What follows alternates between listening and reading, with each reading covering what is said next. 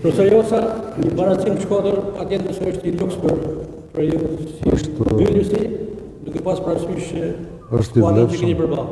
Është i vlefshëm për vetë faktin pozitave të dy skuadrave në tabelën e klasifikimit.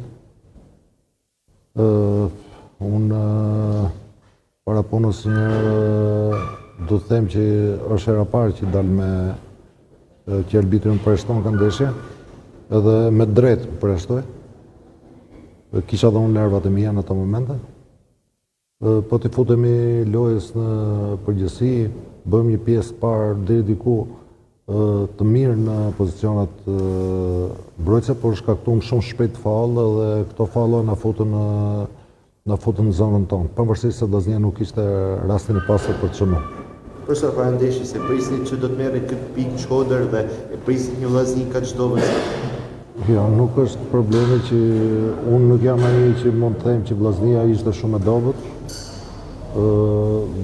Ishin dhe lojtarët e mirë, sepse nëse ke parasysh pjesën e parë me pjesën e dytë, ne bëm një diferencë lojë dhe diferenca e lojës tonë ishte që në mes në fushës u treguam shumë më të zotë se sa Vllaznia.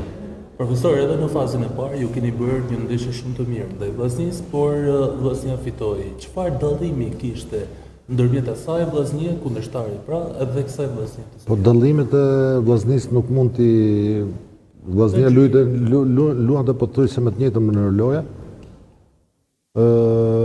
Edhe gjatë gjithë kohës ka luajtur me të njëjtën mënyrë loje.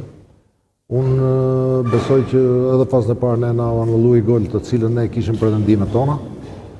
Mund të kishim marrë nesër edhe barazim, por nuk do të shkojmë, nuk do të kthehemi ke faza parë, sepse unë ndryshimet e Vllaznisë mund të thotë vetë trajneri i Vllaznisë që ishte Vllaznia ka luajtur 20 minutë të parë shumë të mirë në Ballës. Kështu që ne ekuilibruam lojën pastaj, megjithatë.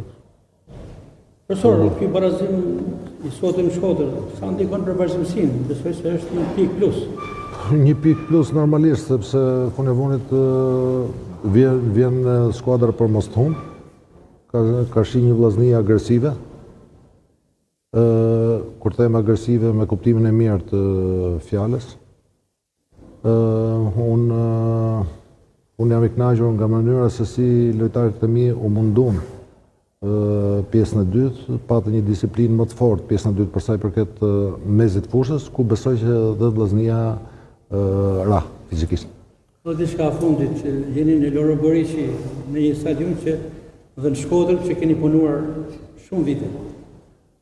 Para punës njërë ishte i neshje, jo, s'është era parë që rikthehem.